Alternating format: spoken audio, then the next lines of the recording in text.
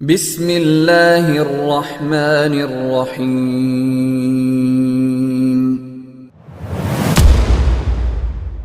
சத்திய பாதை சபீலுல் முஃமினீன் உலமாக்களின் சத்திய குரல்.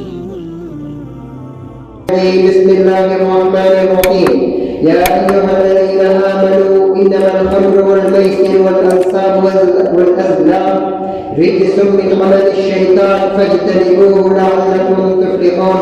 صدق الله العلي العظيم. عن عمر بن الخطاب رضي الله تعالى عنهما قال: سمعت رسول الله صلى الله عليه وسلم يقول: إنما الأعمال بالنيات وإنما لكل امرئ ما نوى، أو كما قال رسول الله صلى الله عليه وسلم. விண்ணிலே விண்மீன்களையும் மண்ணிலே மனித கோடிகளையும் படைத்து பரிபாலித்து வரும் வல்லவனான அல்லாஹ்வுக்கே எல்லா புகழும் அல்ஹம்துலில்லாஹ். சதியும் சமாதானமும் சங்கீத முஹம்மது முஸ்தபா ரசூல் அக்ரம் ஸல்லல்லாஹு அலைஹி வஸல்லம் அவர்களின் மீதும் அன்னவர்களின் வாழ்க்கையை நெறியை தன்னுடைய வாழ்க்கையை நெறியாக நெறிப்படுத்திய உத்தம சஹாபா பெருமக்களின் மீதும் அந்த சஹாபா பெருமக்களை பின்தொடர்ந்து தபிஊன்கள் தபிஊன்கள் கயாமத்தினுடைய நாள் வரைக்கும் வந்த வரவிருக்கின்ற அனைத்து ஆட்களின் மீதும் என்றும் உண்டாகலாம். புனிதமாயனுடைய கடமையை நிறைவேற்றுவதற்காக வேண்டி அல்லாஹ்வுடைய மாளிகையிலே வந்திருக்கும் அல்லாஹ்வுடைய நல்லடியார்கள்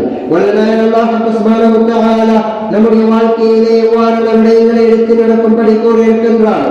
எவ்வாறான விடயங்களை எடுத்து நடந்தால் நம்முடைய ஈருலக வாழ்வும் வெற்றியாக நிம்மதியாக சந்தோஷமாக இருக்கும் என்பதாக கூறியிருக்கின்றாரோ அவ்வாறான விடயங்களை தன்னால் இயன்றன எடுத்து நடக்கும்படி எவற்றை விட்டு தவிர்த்து விலகி ஒதுங்கி நடக்கும்படி கட்டளையிட்டிருக்கின்றாரோ அவ்வாறான விடயங்களை விட்டு முற்று முழுதாக தவிர்த்து விலகி ஒதுங்கி நடக்கும்படி முதலில் நடக்கும் அப்பால் உங்களுக்கும் வசியத்தில் ஒரு உபதேசம் செய்து கொள்கின்றேன்.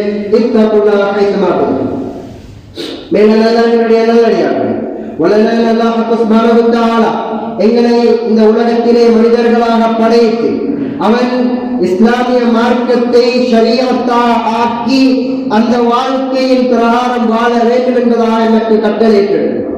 அந்த வாழ்க்கையிலே அந்த ஷரியத்திலே அந்த மார்க்கத்திலே சில விடயங்களை ஹலாலாக ஆக்கியிருக்கின்றான், சில விடயங்களை ஹராமாக ஆக்கியிருக்கிறான். அல்லாஹ் சில விடயங்களை ஹலாலாகவும் ஆக்கியிருக்கின்றான், சில விடயங்களை ஹராமாகவும் ஆக்கியிருக்கிறான்.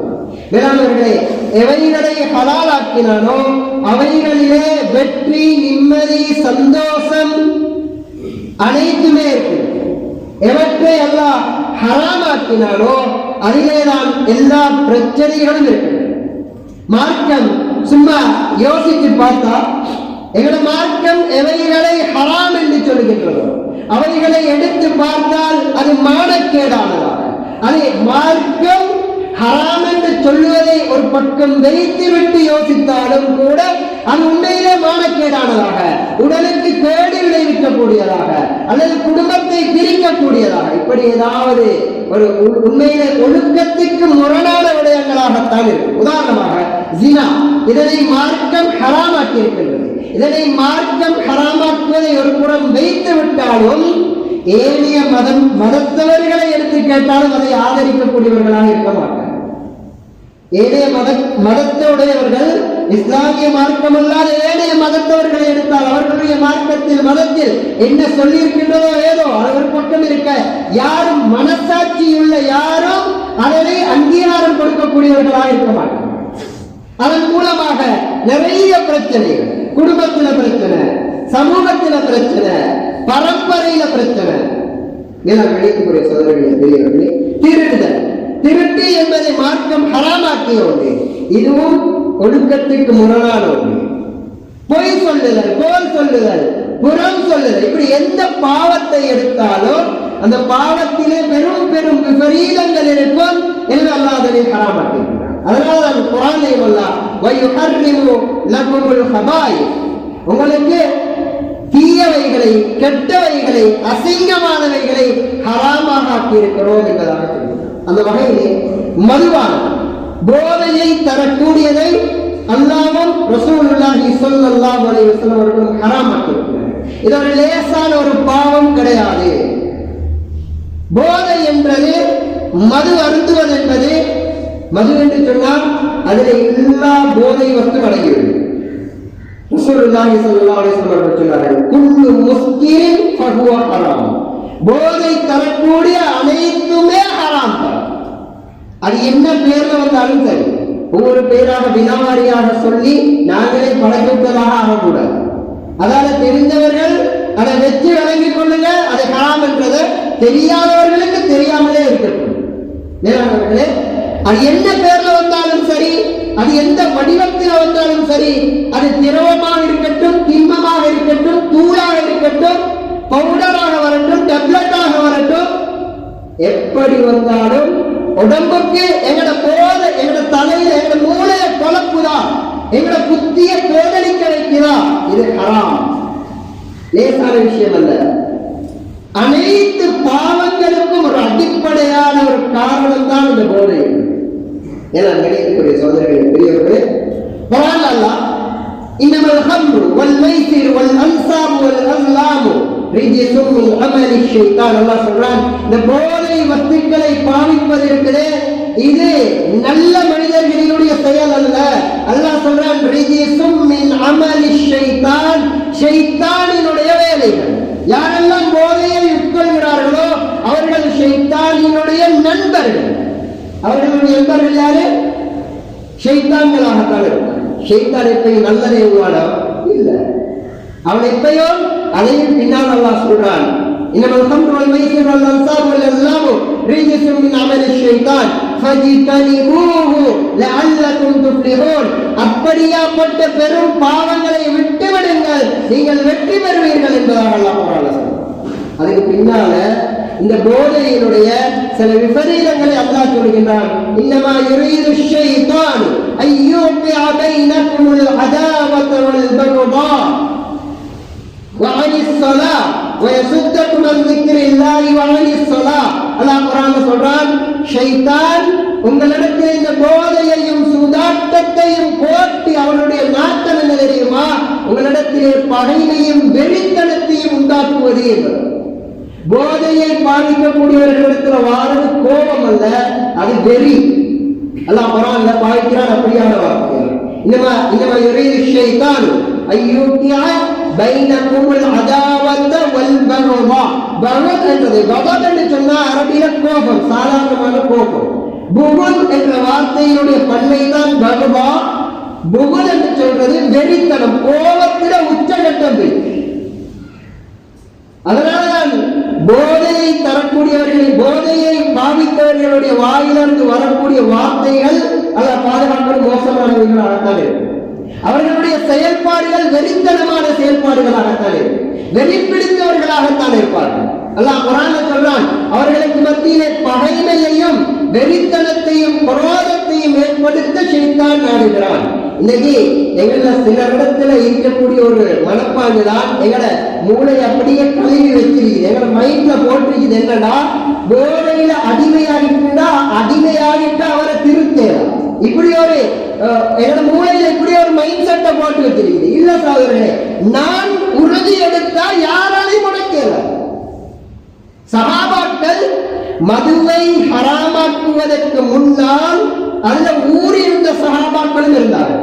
ஆரம்ப காலத்துல மதுபானத்தை ஹராமாக்க முன்னால மதுவுல ஊரிருந்தவங்க சொன்னாங்க. இந்த அளவுக்கு ஒரு சஹாபி சொல்லுவாரு, என்னை அடக்கம் செய்தா, மௌத்தாகி அடக்கம் செஞ்சா அங்கேயும் மது போத்தல்களை வைங்க, கபருக்குள்ள எனக்கு அந்த வாசம் படரும், அப்பத்தான் எனக்கு நிம்மதிடுவார். அவ்வளவு பிரியமானவர்களாக இருந்தார்கள் மதுவுல அந்த சஹாபாக்கள்ல ஆரம்ப காலத்துல சிலர். அதுக்கு பின்னால எப்ப அல்லாஹ் இந்த மதுவை ஹராமாக்கினாரோ அடுத்த கட்டம் எப்படி என்றா, எந்த அளவுக்கு என்றா, சில சஹாபாக்களினுடைய வாய்கள்ல மது இருக்கிற விழுங்கல், வாய்க்கு மிடரை எடுத்திருக்கிறாங்க, விழுங்கினா தொண்டையை தாண்டி போகும், வாயில இருக்குது, அதை உடனே துப்பினால் அதுக்கு பின்னால வாய்க்கு எடுக்கல மது. ஏன்? அல்லாஹ்வுடைய பயம், ஈமான் உள்ளத்துல குடிக்கொண்டிருந்துச்சு. அவங்களுக்கு இல்ல நான் பழகிட்டா எனக்கு உட கஷ்டமே அப்படி ஒன்று இருக்கல. பெரும் பெரும் மது பிரியர்களாக இருந்தார்கள். கணித்துக்குரிய சோதர்களே, பெரியவர்களே, இன்னும் சில வரலாறுகள் எப்படி இருக்குதுன்னா, இந்த மதியினுடைய ஆயத்தை இறங்குறதுக்கு முன்னால அந்த ஆயத்தை இறங்கக்கூடிய அந்த காலகட்டத்துல சில சஹாபாக்களினுடைய வீடுகள்ல மது பானங்கள் காய்க்கப்பட்டு பகிரப்பட்டுக் கொண்டிருக்குது. ஒரு மனிதர் வந்து ஒரு சஹாபி வந்து கூப்பிடுறார். அந்த சஹாபியை கூப்பிட்டு சொல்றார், ஹராம், அல்லாஹ் மதுவை ஹராமாக்கி விட்டான் என்றார். உடனே அந்த சஹாபி போராடி வரலாறுகள் வருது. மதீனாவினுடைய ரோட், மதீனாவினுடைய பாதைகள் எல்லாம் மதுவால் ஓடின. அவ்வளவும் கொட்டினார். காய்ச்சின மதுவெல்லாம் கொட்டினாங்க. மேலும் கணிக்கக்கூடிய சோதரர்கள் பெரியவர்களே, அப்ப அந்த சஹாபாக்களும் மனிதர்கள் தான். அதுல ஊறி இருந்தாங்க. ஆனா இன்னைக்கு எங்கட தலையில போட்டு வச்சிருக்கிறேன் மதுவுல போதையில அடிமையாகிட்டாவர திருத்தேனால இல்ல.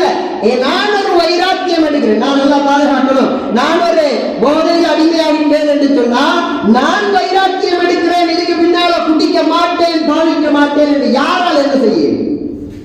உள்ளத்தில் நான் வைராக்கியம் எடுக்கணும் சோதரர்களே.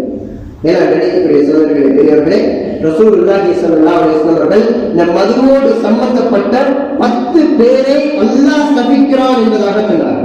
அல்லாஹ் சபிக்கிறான் என்பதாக சொன்னார். முதலாவது லஅனல் ஹம்ர, அல்லாஹ் முதலாவது போதை வஸ்தையே அல்லாஹ் சபிக்கிறான். அது என்ன பேர்ல வந்தாலும் சரி, அல்லாஹ் சொல்றான் நாசமா போடு. சரி வருமா? அல்லாஹ் சொல்றான் குடிக்கிறவனை பார்த்து, மது பாவிக்கிறவன, மதுவை வாங்குறவன, மதுவை விற்கிறவன, மதுவை செய்யறவன எல்லாத்தையுமே சொன்னாங்க. அதனை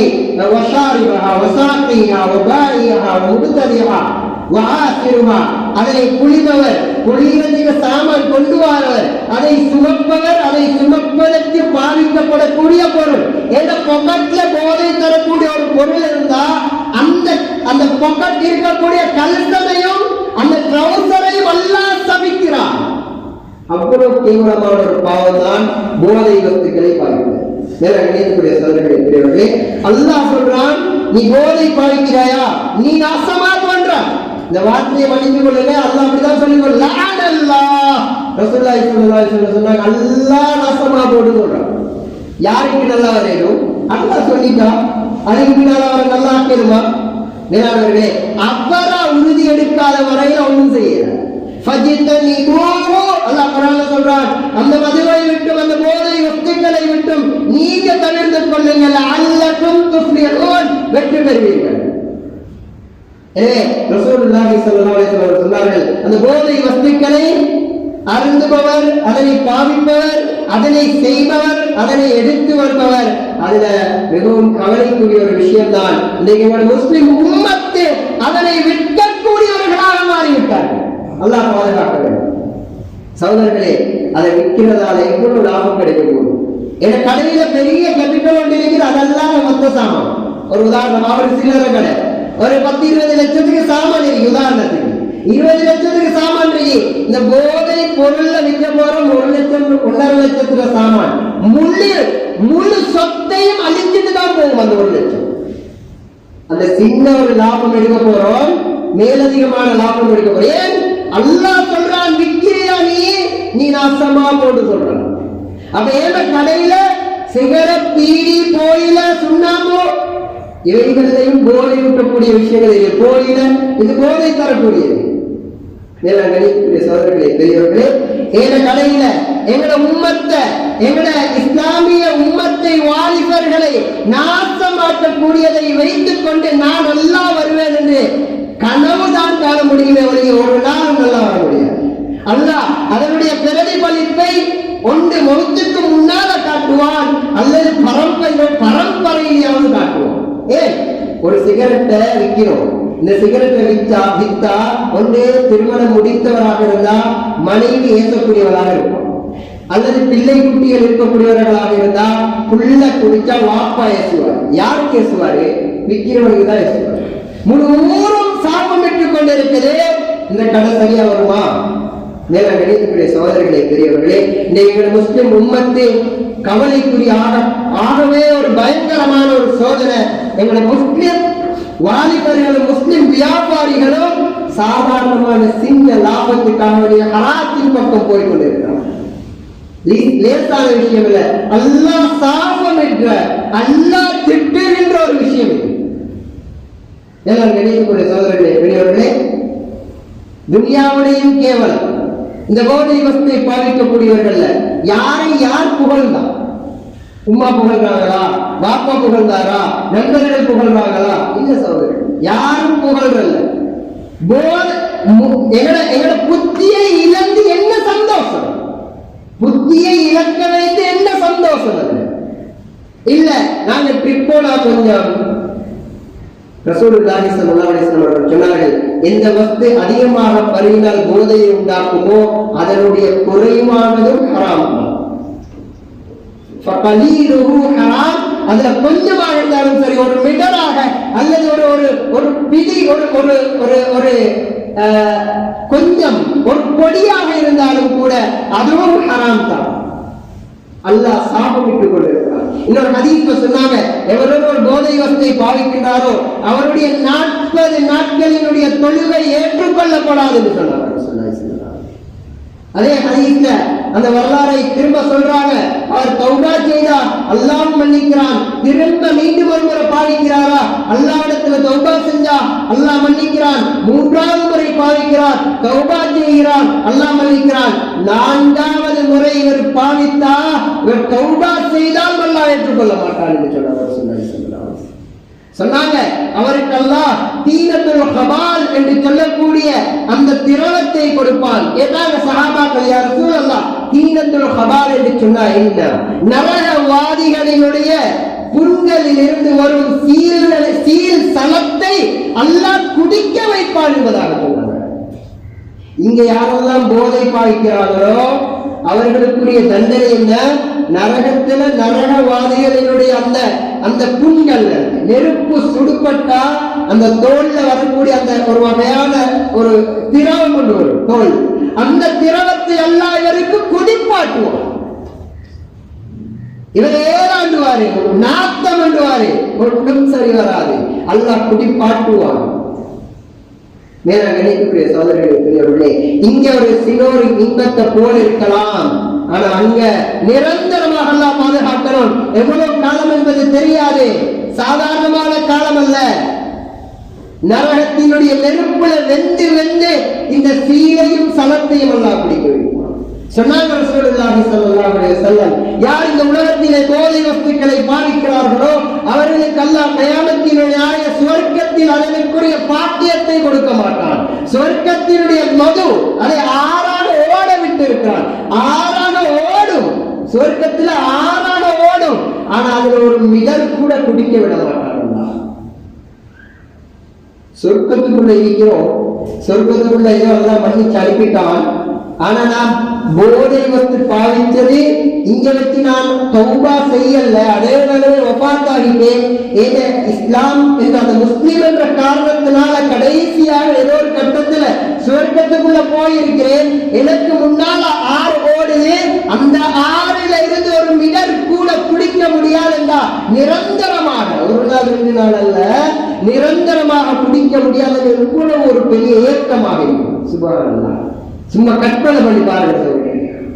நான் அல்லாஹ் பாதுகாக்கணும், போதை வஸ்து பாவிச்சுட்டேன், இப்ப தௌபா செய்யாம மௌத்து வந்துட்டு, தௌபா செய்யறதுக்கு முன்னால மௌத்து வந்துட்டு, அல்லாஹ் ஏழைய பாவங்களுக்கு தண்டனையை தந்துட்டு சுவர்க்கத்துக்கு அனுப்பிட்டான். கலிமா சொன்ன காரணத்துக்காக வேண்டி இங்க நான் மதுவை பாவித்ததற்காக வேண்டி தௌபா செய்யலன்னா சொன்னாங்க ரசூலுல்லாஹி ஸல்லல்லாஹு அலைஹி வஸல்லம், மன் ஷரிபல் ஹம்ர ஃபித் துன்யா ثم لم يتب منها حرمها في الآخرة.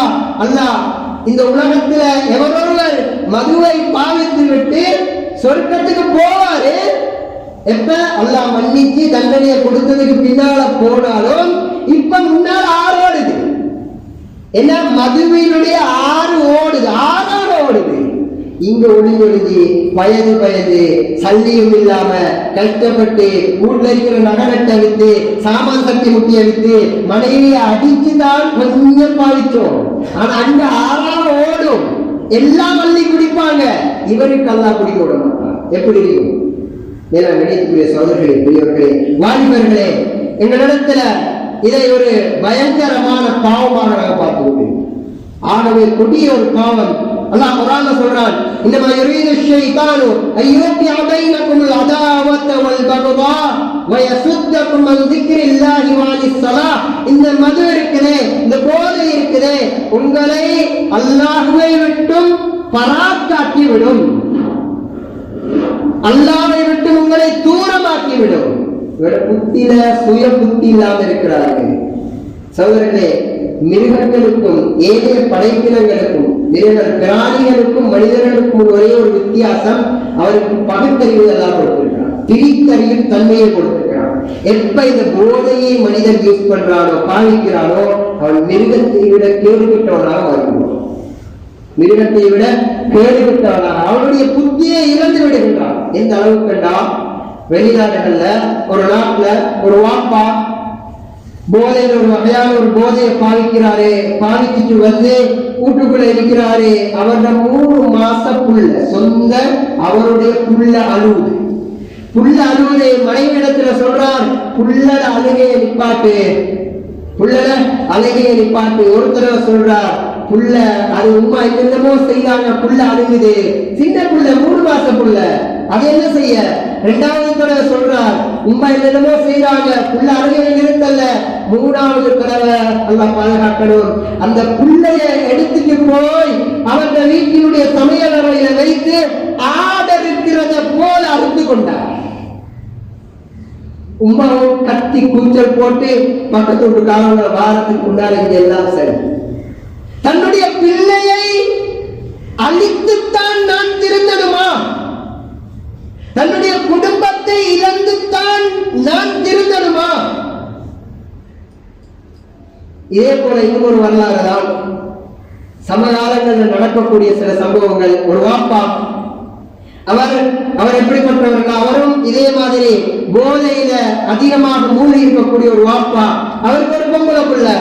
அந்த புள்ள வாப்போட சரியான இறக்கம், ஆனா வாப்பாவை காண்றது சரியான கஷ்டம். ஏனென்றா புள்ள எழும்புறதுக்கு முன்னால வாப்பா வீடு விட்டு போயிடுவாரு.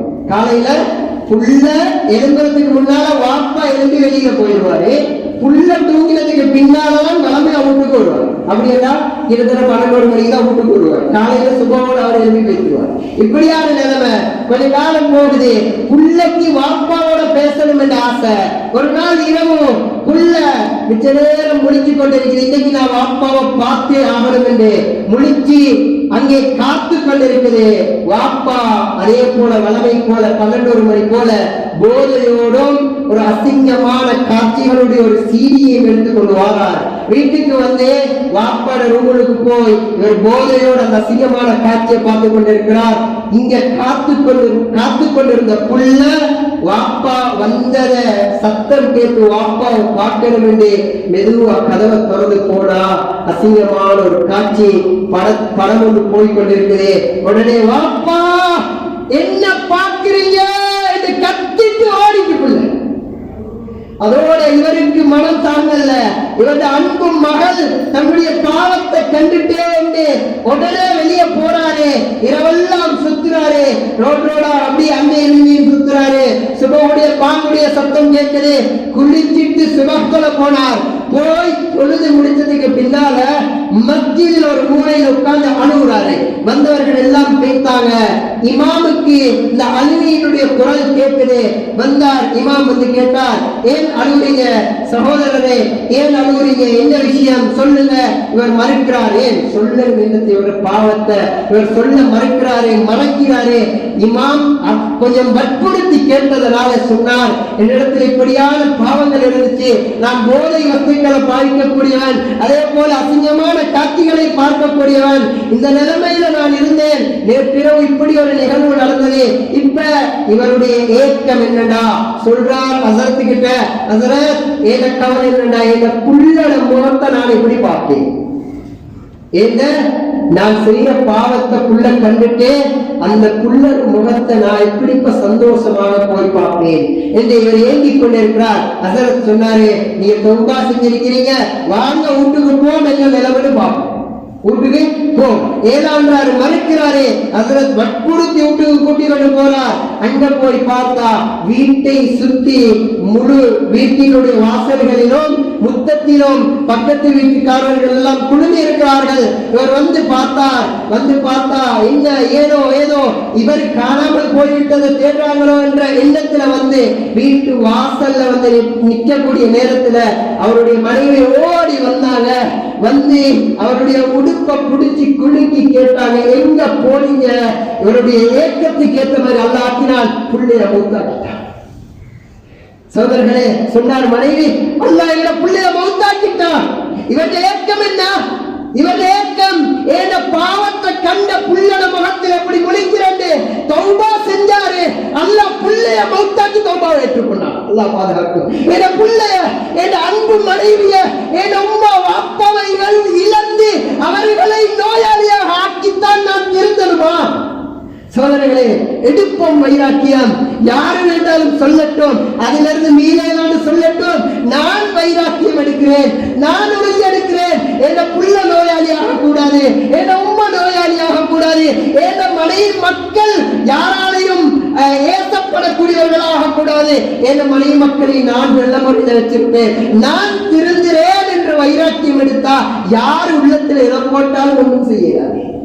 சகோதரர்களே, இப்படி நிறைய நிகழ்வுகள் நேற்று போன கிழமைக்குள்ள எங்களோட நாட்டுக்குள்ளேயே போதை வஸ்தை பாவித்த சொல்றதுக்கும் கூடாது, ஆனா சொல்லாமல் மேலாது. ஒரு மகனும் உம்மாவும் 2 பேரும் பாவிக்கிறாங்க, 2 பேருமே விபச்சாரத்தில் இருக்கிறாங்க. யார் சேர்ந்தது அல்ல பாதம் சொல்லக்கூடாது, செய்ய வழியில உம்மாவும் மகனும் அவங்க 2 பேருக்குள்ள அல்லாஹ் பாதுகாக்கணும். தேவையற்ற நடத்தை கெட்ட நிலைமைக்கு போயிருக்கிறாங்க. இன்னும் ஒரு உம்மா ஒரு கடிதம் எழுதுறாங்க. அந்த கடிதத்துல, நான் தற்கொலை செய்து கொள்ள போறேன். ஏன் தெரியுமா? என்னுடைய மகன் போதை வஸ்தை பாதிக்கக்கூடியவனாக இருக்கிறான். அவன் அந்த போதை வஸ்துக்களை பாவித்து விட்டு ஒரு விபச்சாரியிடம், ஒரு நடத்தை கெட்டவனிடம் எதனை எதிர்பார்ப்பானோ அதனை என்னிடத்தில் எதிர்பார்க்கிறான். அதனால எனக்கு இங்கே பாதுகாப்புக்கு யாரும் கிடையாது, நான் பார்த்தாகிறேன் என்று அவங்க எழுதி வச்சுட்டு தற்கொலை செஞ்சு கொள்றாங்க. சோதர்களே, இப்படி நிறைய வரலாறுகள். என்னை விட சமூகத்துல நீங்க நிறைய புலங்குறீங்க, நிறைய கேள்விப்பட்டிருப்பீங்க.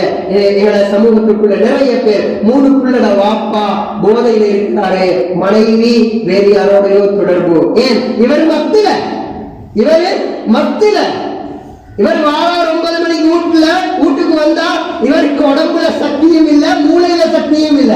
இவரு அங்க போதி சத்து, அவர் அங்க மௌத்து. இங்க மனைவி எல்லாம் பாதுகாக்கணும்.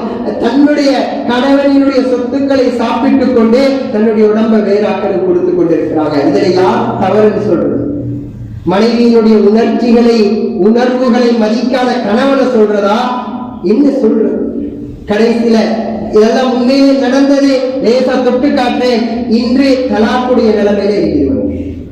3 பிள்ளட வாப்பா, 3 பிள்ளட உம்மா. சகோதரர்களே, கேவலம் அல்லாஹ் இந்த போதையின் காரணமாக தரக்கூடிய பயங்கரமான கேவலம் உலகத்தில் இருக்கு.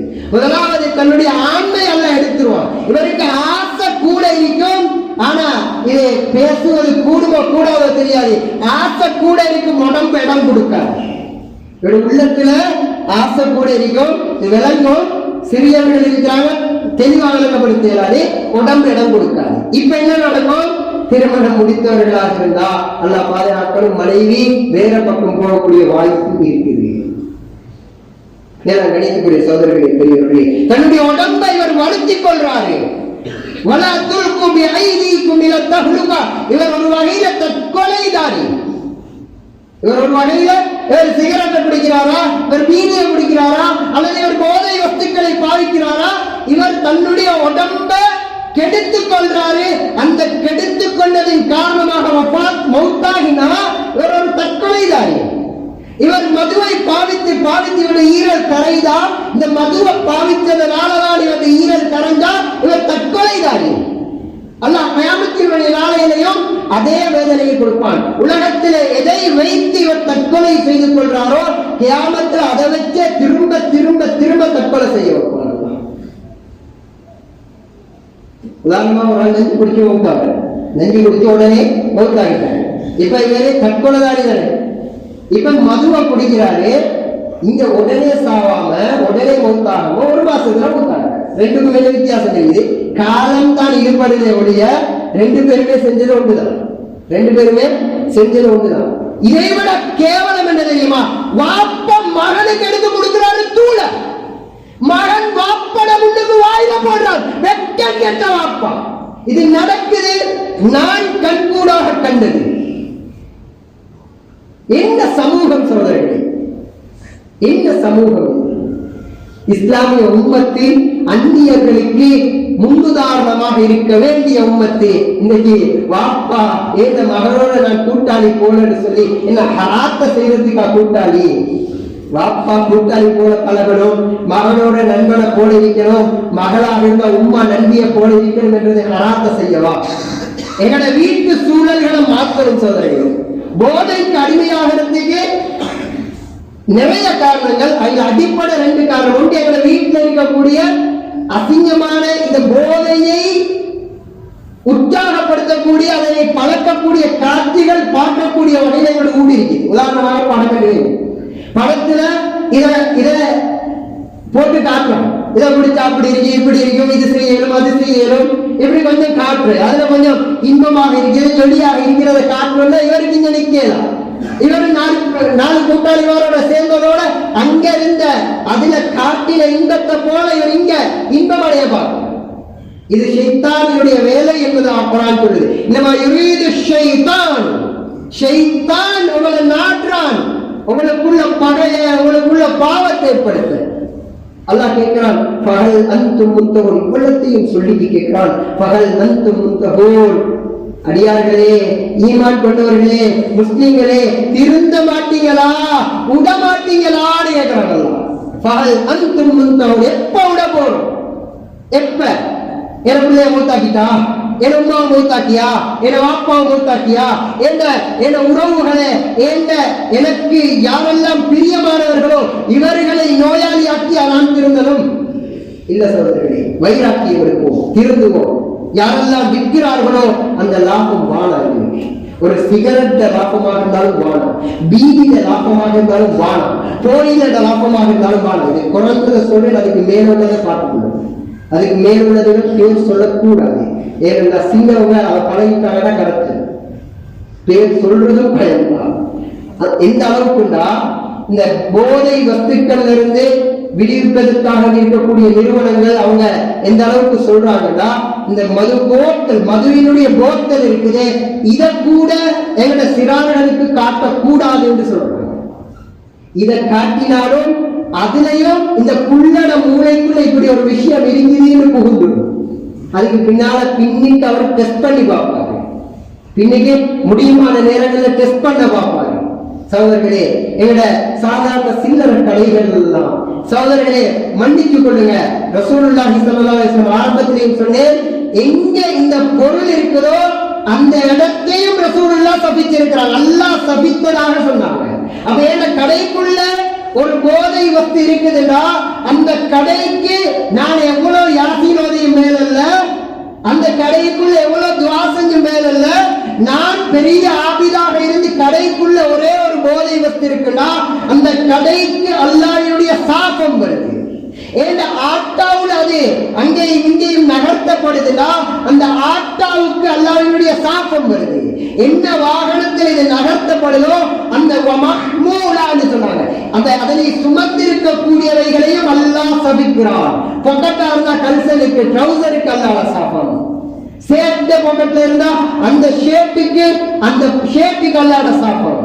எங்க வீட்டுல கட்டில இருக்குதா, கட்டில் பக்கத்துல ஒளிச்சு வச்சிருக்கிறோமா அந்த கட்டிலுக்கு அல்லாஹ் சாபம். இப்படி எல்லாம் எதையெல்லாம் இருக்குதோ எல்லாம் எடுங்க. அல்லாஹ்ட சாபம் எங்க இருக்குதோ அங்க ரஹ்மத்துடைய மலக்குமார்கள் வருவாங்களா? இல்ல சகோதரர்களே, மலக்குமார்கள் எதிர்பார்க்க முடியாது, ஷைத்தானை மட்டும்தான் எதிர்பார்க்க முடியும். எனவே வல்லவன் அல்லாஹ் சுப்ஹானஹு வ தஆலா இந்த கொடிய பாவத்தை விட்டு நீங்கள் எல்லோரையும் பாதுகாத்தவர்கள் புரிவானாக. யா அல்லாஹ், இந்த அனாச்சாரத்தை விட்டு பாதுகாத்திரியா அல்லாஹ், எங்கள் வாலிபர்களை பாதுகாத்திரியா அல்லாஹ். தெரியாமல் மூழ்கி கொண்டிருக்கிறார்கள் யா அல்லாஹ், தெரியாமல் மாட்டிக் கொண்டிருக்கிறார்கள் யா அல்லாஹ், நண்பர்களையும் பழக்கி கொண்டிருக்கிறார்கள் யா அல்லாஹ். அல்லாஹ் அந்த வாலிபர்களை பாதுகாத்திரியா அல்லாஹ், அவர்களுடைய உள்ளத்தில் ஈமான போற்றியா அல்லாஹ், உன்னுடைய பயத்தை போற்றியா அல்லாஹ், உன்னுடைய ஹபீபினுடைய நேசத்தை போற்றியா அல்லாஹ். அல்லாஹ் இந்த உலகத்துல அந்த அனாச்சாரமான கேடு பெற்ற வேற நோய்களை விட்டு எங்களை பாதுகாத்திரியாளா, எங்களோட பிள்ளைகளை பாதுகாத்திரியாளா, எங்களோட உற்றார் உறவினர்களை பாதுகாத்திரியாளா, சகோதர சகோதரிகளை பாதுகாத்திரியாளா, நல்ல எங்களுடைய பெண்களிடத்திலே மூடுருவி கொண்டு வருதியாளா, நல்ல பாதுகாத்திரியாளா, எங்களோட பாடசாலைகள் நடந்து கொண்டிருக்கிறியாளா, மன்னிச்சு அவர்களை அந்த பாவத்தை விட்டு பாதுகாத்திரியாளா. இரக்கமான ரப்பே, எங்கள் வாலிபர்களை நல்ல தீனுடைய வாலிபர்களாக ஆக்கிறியாளா. நல்லா எங்களோட பெற்றோர்களும் நிறைய பேர் அந்த மோசமான வேலைகளை ஈடுபட்டுக் கொண்டிருக்கிறாங்க. அவர்களை பாதுகாத்து அவர்களுக்கு இரக்கம் காட்டிறியாளா. அவர்களுக்கு ஹிதாயத்தை கொடுத்திரியாளா. எங்களுடைய நாட்டினுடைய நிலைமையை சீராக்கி தந்திரியாளா. நல்ல எங்களுக்கு ஒரு தலைவரை தந்திருக்கிறாயா. அந்த தலைவரை வைத்து எங்களுடைய இந்த தீனுடைய எந்த அமலையும் சுதந்திரமாக செய்ய முடியாத நிலைமைக்கு தள்ளிடாதே அல்லா. நல்ல தீனுடைய எல்லா அமல்களையும் சுதந்திரமாக செய்யக்கூடிய பாக்கியத்தை தந்திரியாளா. யார் தலைவராக வந்தாலும் தலைவர்களுக்கெல்லாம் தலைவர் நீ அல்லா. அந்த ஆட்சியாளர்கள் எல்லாம் ஆட்சி செய்வோம் நீ அல்லா. உன்னையே நம்பியிருக்கிறோம் யா அல்லா. அல்லா எங்களுடைய ஆட்சியாளர் நீ அல்லா. இரக்கமான ரப்பே, அன்பான கிருபைகளே, எங்களுடைய நாட்டின் வேலையை சீராக்கி தந்திரியா அல்லா. எங்களுக்கு வன்னியர்களுக்கு ஐக்கியத்தின் ஒற்றுமை ஏற்படுத்தியா அல்லா. எங்களுடைய இந்த ஊரார்களுடைய பாவங்களை மன்னிச்சியா அல்லா. இந்த ஊரார்களுக்கு மத்தியில ஐக்கியத்தின் ஒற்றுமை ஏற்படுத்தியா அல்லா. எங்கள் பெற்றோர்களுடைய பாவங்களை மன்னித்திரியா அல்லா. எந்தெந்த பெற்றோர்கள் எல்லாம் கபராளிகளாக இருக்கிறார்களோ அவர்களுடைய கபர்களை பிரகாசமான கபராக ஆக்கிறியா அல்லா. எந்தெந்த பெற்றோர்கள் எல்லாம் உயிரோடு இருக்கிறார்களோ அவர்களுக்கு நீண்ட ஆரோக்கியமான கடனில்லாத வாழ்க்கையை கொடுத்திரியா அல்லா. எங்கள் மனைமார்களுடைய பாவங்களை மன்னிச்சிரியா அல்லா. எங்கள் பிள்ளைகளை சாலிஹான ஆரோக்கியமான பிள்ளைகளாக ஆக்கிறியா அல்லா. எங்கள் உஸ்தாமார்களுடைய பாவங்களை மன்னிப்பாயாக. எங்களுடைய ஈரோட வாழ்க்கையும் வெற்றியை நிம்மதியை சந்தோஷத்தை தந்தவர்கள்.